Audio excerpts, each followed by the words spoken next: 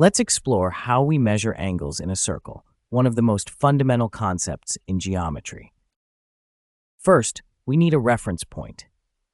We'll place a dot at the center of our circle, which will serve as the vertex for all the angles we'll measure. Now we'll draw a radius line from the center to the edge. This line will act as our starting position, the 0 degrees mark, from which we'll measure all our angles. As we rotate this radius line around the circle, we'll track the angle it forms. We'll measure at 30-degree intervals, observing how the angle grows as we move counterclockwise around the circle. Notice how we've now made a complete rotation, returning to our starting point. This complete journey around the circle measures exactly 360 degrees. This is a key property of circles. A full rotation always equals 360 degrees, no matter the size of the circle. Let's reset our view to focus on another important property of circle angles.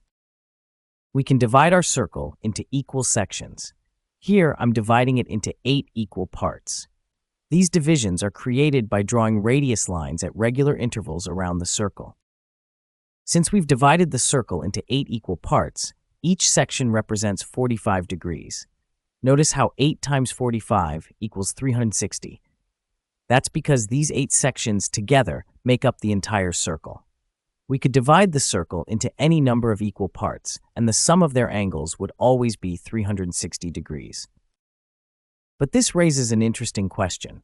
Of all possible numbers, why do we use 360 to measure a complete circle? Why not 100 or 1,000 or any other number? The answer lies in ancient history. The Babylonians, who lived over 4,000 years ago, used a base 60 number system. This system made 360 a convenient choice because it has many divisors. It can be divided evenly by 2, 3, 4, 5, 6, 8, 9, 12, and many more numbers, making calculations with fractions of a circle much simpler. The Babylonian number system, developed over 4,000 years ago in ancient Mesopotamia, holds the key to understanding why circles have 360 degrees. The Babylonians recorded their mathematics on clay tablets using wedge-shaped marks called cuneiform. Their mathematical insights were remarkably advanced for their time.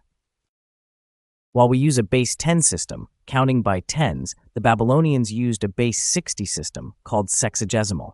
This means they grouped numbers in 60s rather than tens. In our decimal system, we have ones, tens, hundreds, and thousands. In the Babylonian system, they had ones, 60s, 3,600s, and